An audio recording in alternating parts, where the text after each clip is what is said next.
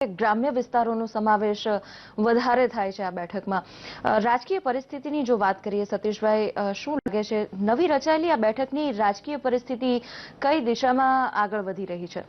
આમાં એવું છે કે નવી જે બહુચરાજી બેઠક બની એમાં મહેસાણા તાલુકાના જે ગામ ઉમેરાયા, કુલ મહેસાણા તાલુકાના ગામો એક જ બેઠકમાં સમાવે, જે પહેલા 4 બેઠકમાં હતા। એના કારણે એવું થયું કે 66% મતદારો મહેસાણા તાલુકાના છે બેચરાજી બેઠકમાં, અને 34% મતદારો બેચરાજીના છે। એટલે એ બેચરાજી તાલુકાના 52 ગામોના મતદારો છે। એટલે હવે આખું જે કોમ્બિનેશન થયું એમાં એવું બને કે જે અગાઉની જે બેઠકોમાં વહેંચાઈ ગયા જુદી જુદી, એમાંથી પછી અત્યારે હવે સંયુક્ત બન્યા, એના કારણે પાટીદાર મતોની સંખ્યા વધી છે આ બેઠક પર। જેમ કે પાટીદાર મતદારોની ટકાવારી આપણે જોઈએ એ પ્રમાણે 27% છે, તો એની સામે ઠાકોર મતદારોની સંખ્યા 24% છે, ક્ષત્રિયોની 16% છે। એટલે ઠાકોર અને ક્ષત્રિયોને સંયુક્ત ગણવામાં આવે છે ઉત્તર ગુજરાતમાં। એટલે આમ જોવા જઈએ તો 40% ઠાકોર ક્ષત્રિયો છે અને 27% પાટીદારો છે। એટલે પણ સુરેશભાઈ આપને એ વાત કરશે કે આખા મહેસાણા જિલ્લાની કુલ વિધાનસભા બેઠકોનો જ્યારે એક સર્વે કરવામાં આવે કે કઈ જ્ઞાતિને કેટલી બેઠકો ફાળવવી, એ અંગે વધુ પ્રકાશ સુરેશભાઈ પાડે તો એ વધારે સારું। જી સુરેશભાઈ। જી, આમાં મહેસાણા જિલ્લામાં એવું છે કે જે 7 વિધાનસભા બેઠકો છે, એ 7 વિધાનસભા બેઠકોમાં જે કોઈ પણ પક્ષ જ્ઞાતિવાર બેલેન્સ કરવા જાય તો એમાં એવું છે કે મહેસાણા, વિસનગર, વિજાપુર અને ઊંઝા, આ જે બેઠકો છે એ પાટીદાર ઉમેદવારોને મોટા ભાગે ફાળવવામાં આવતી હોય છે, કારણ કે ત્યાં પણ પાટીદાર મતદારોનું પ્રભુત્વ છે। અને જ્યારે ખેરાલુ અને બેચરાજી જે એ બંને બેઠકો એવી છે કે ત્યાં ઠાકોર અથવા ક્ષત્રિય આ બંને જ્ઞાતિમાંથી કોઈ પણ એકને ફાળવવામાં આવે। એટલે જો ખેરાલુ બેઠકમાં ક્ષત્રિયને ફાળવવામાં આવે તો બહુચરાજી બેઠકમાં ઠાકોરને ફાળવવામાં આવે, અને જે બહુચરાજીમાં ખેરાલુમાં ક્ષત્રિયને તો જે એવી રીતે કોમ્બિનેશન કરવામાં આવે છે। અને કોઈ પણ પક્ષ આવી રીતે જે છે ને જ્ઞાતિનું બેલેન્સ કરતા હોય છે, એટલા માટે આ જે બંને બેઠકો ઉપર બંને પક્ષ માટે એક અઘરો વિષય થઈ પડતો હોય છે। કલ્પના, સ્વાભાવિક રીતે આપણે જે રીતે અગાઉ અહેવાલ પ્રસારિત થયો જોયું કે મુખ્ય સમસ્યાઓ જે સ્થાનિકોની સામે આવી રહી છે, મુખ્ય વાત હતી શૈક્ષણિક ક્ષેત્રના વિકાસની, અને સાથે જ પાયાની સુવિધાઓનો જે વિકાસ નથી થયો, રોજગારી નથી મળી રહી, આ બધા સવાલોથી ઘેરાયેલી પ્રજા છે। આવા સમયમાં શું લાગી રહ્યું છે નવી રચાયેલી બેચરાજી જે બેઠક છે, સ્થાનિકો છે, તેમના પ્રશ્નો છે, તે જ્ઞાતિવાદથી ઉપર ઉઠીને આ ચૂંટણીમાં કેટલી અસર કરશે?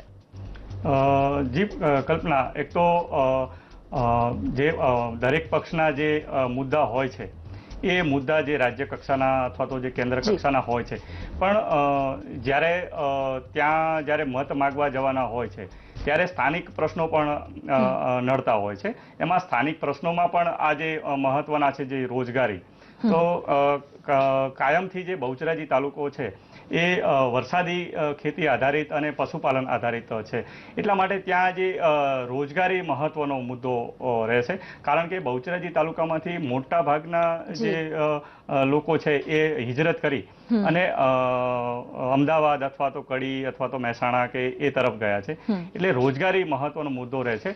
એવા સમયે આ મુદ્દો જી, આપ જ્યારે રોજગારીની વાત કરી રહ્યા છો, પસંદગી કરવામાં આવી છે હાંસલપુર, જે બેચરાજીને અડીને જ આવેલો હાંસલપુર વિસ્તાર છે, મારુતિ પ્લાન્ટ માટે।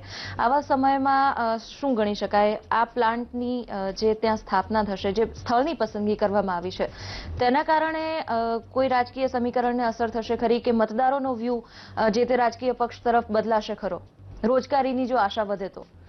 જી કલ્પના, એક આજે જે સ્થળ પસંદગી જે કરવામાં આવી છે જે તે ગાંધીનગર કક્ષાએથી અથવા તો એમાં એક રાજકીય વ્યૂહ જ અપનાવવામાં આવ્યો છે, કારણ કે આ જે સ્થળ છે ને એ 4 જિલ્લાની બોર્ડર ઉપર આવે છે, અમદાવાદ, મહેસાણા, સુરેન્દ્રનગર અને પાટણ. તો આ જે મારુતિના પ્લાન્ટ આવવાથી, ધારો કે જે માંડલ તાલુકાનું આસલપુર ગામ છે, એટલે માંડલ તાલુકામાં જે કંઈ મારુતિને સંલગ્ન જે કંઈ વેન્ડર્સ આવવાના હોય કે જે કંઈ કોલોની બનવાની હોય ત્યાંની જમીનો જે ફાળવવામાં આવશે, એને વત્તા જે બહુચરાજી તાલુકામાં એને સંલગ્ન બીજી કોઈ કંપનીઓ આવશે, વત્તા એના જે રસ્તાઓ જે બનવાના છે, જે ઇન્ફ્રાસ્ટ્રક્ચર જે ઊભું કરવાનું છે, અને જે કે ત્યાંથી જે કંઈ એક્સપોર્ટ કે જે કંઈ વસ્તુ થવાની છે, જે રસ્તા ઊભા થવાના છે, એટલે બાજુમાં જે પાટડી તાલુકો છે કે જે ત્યાં પાટડી તાલુકાને જે પણ એની અસર થવાની છે, અને જેના કારણે જે 4 જિલ્લામાં જે આ રોજગારીને લઈને એક અસરો ઊભી કરવાનું, અથવા તો જે આગામી ચૂંટણી છે એને આ જે મુદ્દો બનાવી અને આ જે 4 જિલ્લામાં એનો જે રાજકીય લાભ ખાટવા માટેનું જે પસંદગી છે, એક બહુ વ્યૂહાત્મક પસંદગી છે. જી, આપે કહ્યું કે વ્યૂહાત્મક રીતે આ સ્થળની પસંદગી કરવામાં આવી છે. હાલ સત્તામાં ભાજપની સરકાર છે, કહી શકાય કે ક્યાંક ને ક્યાંક ભાજપ તરફી જોક વધારે જોવા મળશે આ પસંદગી પછી? જી કલ્પના, ચોક્કસ ભાજપ બહુચરાજી વિધાનસભામાં જ્યારે પણ મતદારોના મત માગવા જશે ત્યારે મારુતિનો મુદ્દો જે એ લઈને જવાના છે, અને ચોક્કસ એમાં કંઈક અંશે એમને લાભ પણ થશે, કારણ કે એના કારણે જે કંઈ રોજગારી સર્જાવાની છે એ એના કારણે જે લોકોમાં એક ઊભો થયો છે જે ક્રેઝ મારુતિ પ્રત્યેનો, એના કારણે. પરંતુ સામે કોંગ્રેસ પક્ષ પણ એક એ મુદ્દો લઈને જશે કે જેવી રીતે અન્ય જગ્યાએ જે ઉદ્યોગો સ્થપાયા છે ત્યાં ગુજરાતીઓને કેટલી રોજગારી મળી અને ત્યાં કેટલી રોજગારી અપાઈ છે, એટલે સામે પક્ષે કોંગ્રેસ પણ આ મુદ્દો લઈને જવાની છે. પરંતુ જ્યારે આ મુદ્દા કરતા ત્યાં છે એ ઉમેદવાર ઉપર જશે, વધારે ભાર મુકાશે, કારણ કે બહુચરાજી એટલે પહેલા ચાણસ્મા મત વિસ્તાર આવતો અને ચાણસ્મામાં પક્ષ કરતા વ્યક્તિને મહત્વ વધારે અપાયું છે, અને ચાણસ્મા વિધાનસભામાં કોઈ ઉમેદવાર 3 વખત રિપીટ થયા નથી. દર વિધાનસભા વખતે મતદારોએ ઉમેદવાર બદલી નાખ્યા. જી, આ જ મુદ્દા પર સતીશભાઈ આપને સવાલ પૂછવા માંગીશ કે જે રીતે વાત કરી સુરેશભાઈએ, ચાણસ્મા વિધાનસભા બેઠક જે રહી છે ત્યાં સતત ઉમેદવારમાં પરિવર્તન આવ્યું છે, અને તેના કારણે જે ચૂંટણી અત્યાર સુધીની જો વાત કરીએ, વિધાનસભા ચૂંટણી પરિણામમાં ખૂબ જ પરિવર્તન જોવા મળ્યું છે. એકવાર આ બેઠક કોંગ્રેસના ફાળે ગઈ, બીજી વાર ભાજપના ફાળે, ત્રીજી વાર અન્ય કોઈના. પક્ષ જે છે ત્યાં સત્તામાં બદલાતો રહ્યો છે. અને જો વાત રદ થયેલી જોટાણા બેઠકની કરીએ, જોટાણા બેઠક પર છેલ્લી 5 ટર્મથી ભાજપનો જ દબદબો રહ્યો છે. આ બંનેનું મિશ્રિત સમીકરણ ક્યાંક ને ક્યાંક બેચરાજીમાં જોવા મળશે. આપને શું લાગે છે કે કયું પાસું મહત્વનું બની રહેશે રાજકીય સમીકરણની દ્રષ્ટિએ? રાજકીય સમીકરણની દ્રષ્ટિએ જોઈએ તો અત્યારે હાલ મહેસાણા જિલ્લા પંચાયતમાં ભાજપનું શાસન છે, મહેસાણા તાલુકા પંચાયતમાં પણ ભાજપનું શાસન છે, બેચરાજી તાલુકા પંચાયતમાં પણ ભાજપનું શાસન છે. આ બધી ત્રણેય જે નીચેની બોડી કહેવાય એ ત્રણેય જગ્યાએ ભાજપનું શાસન છે. દૂધસાગર ડેરી છે તો વિપુલભાઈ ચૌધરી ત્યાં ચેરમેન છે, તેઓ પણ ભાજપ સાથે જોડાયેલા છે. આમ સહકારી ક્ષેત્ર પણ ભાજપની પાસે છે. પણ આની સાથે 2-3 વસ્તુ ન ભૂલાવી જોઈએ કે 2009ની લોકસભા ચૂંટણી વખતે જ્યારે જયશ્રીબેન ને જીવાભાઈ બંને ઉમેદવારો હતા, જયશ્રીબેન ભાજપના ઉમેદવાર હતા, જીવાભાઈ પટેલ કોંગ્રેસના ઉમેદવાર હતા, ત્યારે આ બેઠકના જે સીમાંકન પ્રમાણે જોઈએ તો ભાજપને માત્ર 1200 મતની સરસાઈ મળેલી છે. બીજું કે જ્યારે 2010માં જિલ્લા પંચાયતની ચૂંટણી થઈ ત્યારે આ બેઠક પર ભાજપને 300 મતની સરસાઈ મળેલી છે, અને તાલુકા પંચાયતમાં આ બેઠક પર જો જોઈએ તો 2000 મતની સરસાઈ મળેલી છે. એટલે આ બેઠક કોઈ એવી નથી કે પ્યોર આપણે ભાજપની કહી દઈએ કે પ્યોર કોંગ્રેસની કહી દઈએ. 2000 થી 1200 મત એટલે 1-2 બૂથમાં ચેન્જ થાય તો પણ પાછું પલટી શકે છે, કોઈ બી પક્ષની પરિસ્થિતિ પલટાઈ શકે છે. એટલે એટલી સરળ નથી. એકદમ કટોકટની પરિસ્થિતિ સર્જાય આવા એવી આ બેઠક. સંજોગોમાં આજે આગામી વિધાનસભા ચૂંટણીમાં ખાસ કરીને આ બેઠક પરનું પરિણામ ઘણું રસપ્રદ બની રહેશે તેવી શક્યતાઓ વ્યક્ત કરી શકાય.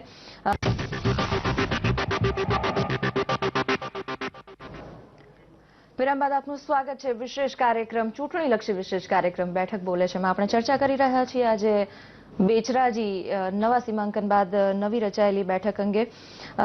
ચર્ચા દરમિયાન એક રસપ્રદ અહેવાલ મળી રહ્યા છે. ગુજરાત કોંગ્રેસની સ્ક્રીનિંગ કમિટીની આજે જે બેઠક મળી તેમાં કેટલાક ગુજરાત વિધાનસભાની ચૂંટણીમાં કોંગ્રેસે ઉમેદવારોને ટિકિટની ફાળવણી સંબંધિત કેટલાક ધારાધોરણો નક્કી કર્યા છે. તેની જો વાત કરી લઈએ, 2 વાર હાર્યા હોય તેવા વ્યક્તિઓને ટિકિટની ફાળવણી નહીં કરવામાં આવે. આ ઉપરાંત જે ઉમેદવાર 15,000થી વધુ મતે હાર્યા હશે તેની પણ પસંદગી નહીં કરવામાં આવે.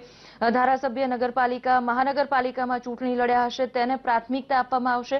આ ઉપરાંત વિધાનસભાના ઉમેદવારો અંગે જે ધારાધોરણો નક્કી કર્યા છે આ પ્રકારના, તેને જો ધ્યાનમાં લઈને હવે આપણે સંભવિત ઉમેદવારોની ચર્ચા કરીએ. સૌથી પહેલા વાત ભાજપની કરી લઈએ. ભાજપ તરફથી આ બેઠક પર ઉભા રાખવા અથવા તો ટિકિટની ફાળવણી કરવામાં આવે તેવા સંભવિત ઉમેદવારો આપને કયા લાગે છે સતીશભાઈ?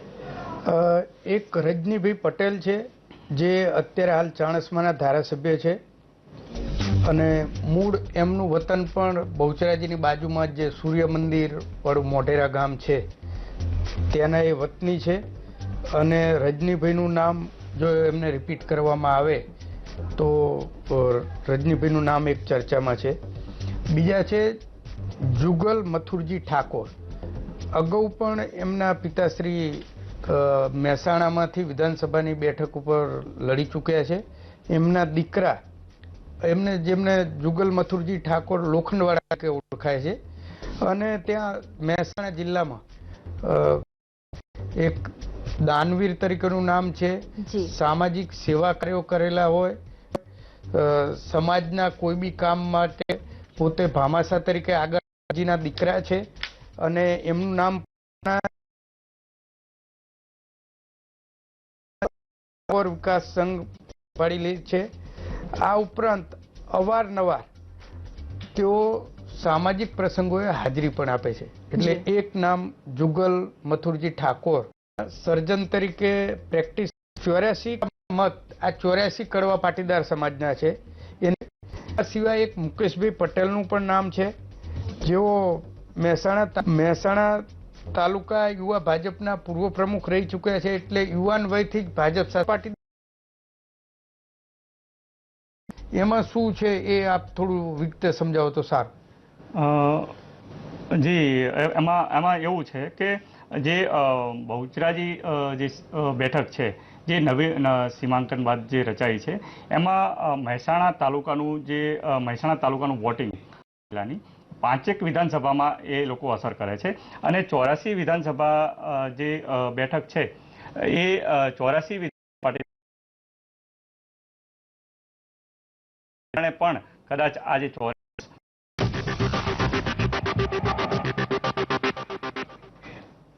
વિરામ બાદ ફરી એકવાર આપનું સ્વાગત છે બેઠક બોલે છે માં.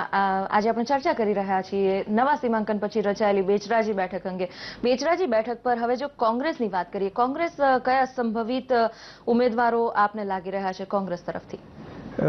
કોંગ્રેસ તરફથી એક રાજેન્દ્રસિંહ ઉદેશી દરબાર જી, જેઓ તાલુકા પંચાયતના 10 વર્ષ સુધી પ્રમુખ રહી ચૂક્યા છે. એક નામ એમનું ચાલે છે.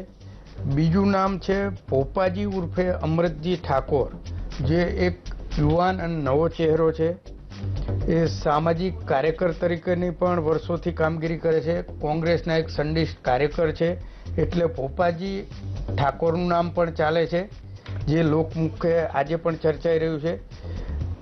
ત્રીજું નામ ચાલે છે ગિરિરાજસિંહ ભાવસિંહ ઝાલા, જે ભૂતપૂર્વ ધારાસભ્ય ભાવસિંહ ઝાલાના દીકરા છે અને મૂળ કોંગ્રેસી છે. આ ઉપરાંત રેખાબેન ચૌધરી, જો એક યુવા વયથી કોંગ્રેસના કાર્યકર તરીકેની કામગીરી બજાવે છે. રેખાબેન ચૌધરી એ છે મૂળ મહેસાણાના, પણ કદાચ એક મહિલાને ટિકિટ આપવાની થાય, જિલ્લામાં કોઈ બી એક બેઠક ઉપર મહિલાને પણ ટિકિટ આપો એવો કોઈ માપદંડ આવે પાર્ટીમાં તો રેખાબેન ચૌધરીનું નામ પણ આગળ ચાલી રહ્યું છે.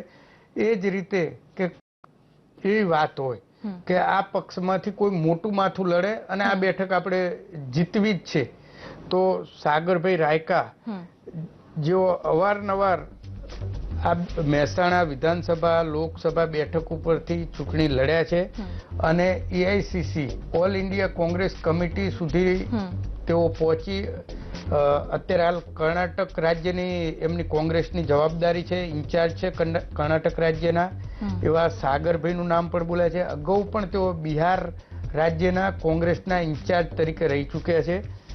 એક યુવા વયથી કોંગ્રેસમાં જોડાયેલા અને પછી નેતા બન્યા હોય એવા એ સાગર રાયકાનું પણ નામ ચાલે છે. આ ઉપરાંત પણ સપાટી પર ઘણા નામ આમ તેમ બોલાતા હોય છે, પણ મુખ્ય આ 4-5 નામો કોંગ્રેસ પક્ષ તરફથી ચાલે જી. સુરેશભાઈ, આજે 4 નામની વાત કરી સતીશભાઈએ. આપ ત્યાંના સ્થાનિક વાતાવરણથી ખૂબ જ વાકેફ છો, માહિતગાર છો. શું લાગી રહ્યું છે? આજે 4 નામની ચર્ચા થઈ રહી છે, શા માટે? જો એમાં જે કોંગ્રેસના જે સંભવિત ઉમેદવારની જે વાત કરી, તો એમાં જે રાજેન્દ્રસિંહ ની જે વાત કરવામાં આવે, તો રાજેન્દ્રસિંહ જે છે ત્યાં સ્થાનિક દેલવાડા ગામના વતની છે. વત્તા એ 10 વર્ષ સુધી તાલુકા પંચાયતમાં પ્રમુખ રહી ચૂક્યા છે. વત્તા એમના જે બાપુજી છે એ ચાણસ્મા વિધાનસભામાં ચૂંટાયા હતા. હું આપને અહીં સમયના અભાવે રોકવા ઈચ્છીશ. સતીશભાઈ, આપની માટે એક સવાલ છે કે ગુજરાત પરિવર્તન પાર્ટીનું ફેક્ટર છે, સંભવિત ઉમેદવાર કોણ રહી શકે છે અને આ ફેક્ટર કેટલું અસર કરતા સાબિત થશે આ બેઠક પર? મહેસાણા જિલ્લામાં પણ કેશુભાઈએ અવારનવાર સભાઓ કરી અને મેદની એકત્રિત કરવા કોશિશ કરી છે. પરિવર્તન પાર્ટીમાં સંભવિત નામમાં એવું હશે કે જો મને ભાજપમાં ટિકિટ ના મળે તો હું પરિવર્તન પાર્ટીની ટિકિટ ઉપર લડું, એ પ્રકારની મેન્ટાલિટી આગળ ઉપર એક ડેવલપ થવાની છે. એમાં એક કિરીટભાઈ ભૈલાલભાઈ પટેલ કરીને છે, એ અત્યારથી જ એવું કહે છે કે જો ભાજપ મને દાવેદાર નહીં બનાવે, ટિકિટ નહીં આપે તો હું પરિવર્તન પાર્ટીમાંથી લડીશ. એટલે આમાં એકાદ પાટીદાર ઉમેદવારની શક્યતા પ્રાથમિક દ્રષ્ટિએ દેખાઈ રહી છે. જી, શું લાગે છે બેચરાજી બેઠકની રાજકીય પરિસ્થિતિનો ચિતાર આપને શું લાગે છે?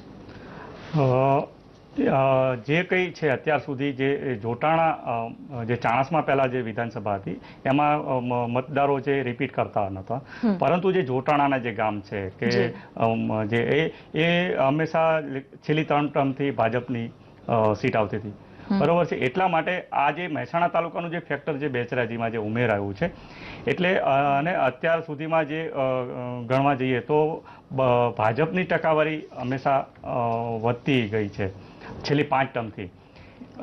એ પ્રમાણે ભાજપની સીટ ગણી શકાય. પરંતુ જે ભાજપ કોંગ્રેસના જે કમિટેડ જે મતદારો છે એ મતદારોની જે સંખ્યા છે એ અહીંયા વધી રહી છે. એટલા માટે આ જે સીટ નકારી ના શકાય પરિણામ, પરંતુ છેલ્લી ઘડી ઉમેદવાર ઉપર જશે, કારણ કે આ જે સીટ છે એ પક્ષ કરતા વ્યક્તિને મહત્વ વધારે આપશે. એટલા માટે અને જાગૃત જ્ઞાતિવાદનું પરિબળ કહી શકાય કે આ બેઠક પર વધારે ને વધારે અસર કરતા સાબિત થતું રહેશે. જ્ઞાતિવાદની સાથે સાથે વ્યક્તિ પણ મહત્વનો બની રહેશે. જી, વ્યક્તિવાદ પણ મહત્વનો બની રહેશે. આ બંનેનો ખૂબ ખૂબ આભાર. બેચરાજી બેઠકની જે નવા સીમાંકન પછી રચના થઈ તેની રાજકીય પરિસ્થિતિ પર ચર્ચા કરવા બદલ આ બંનેનો ખૂબ ખૂબ આભાર. દર્શક મિત્રો, આજે આપણે બેઠક બોલે છે કાર્યક્રમ અંતર્ગત ચર્ચા કરી છે નવા સીમાંકન પછી રચાયેલી બેચરાજી બેઠક અંગે. આ ચર્ચાનું પુનઃ પ્રસારણ આપ આવતીકાલે સવારે 9 વાગે જોઈ શકશો. હાલ બેઠક બોલે છે માં અત્યારે બસ આટલું જ. રજા આપશો. નમસ્કાર.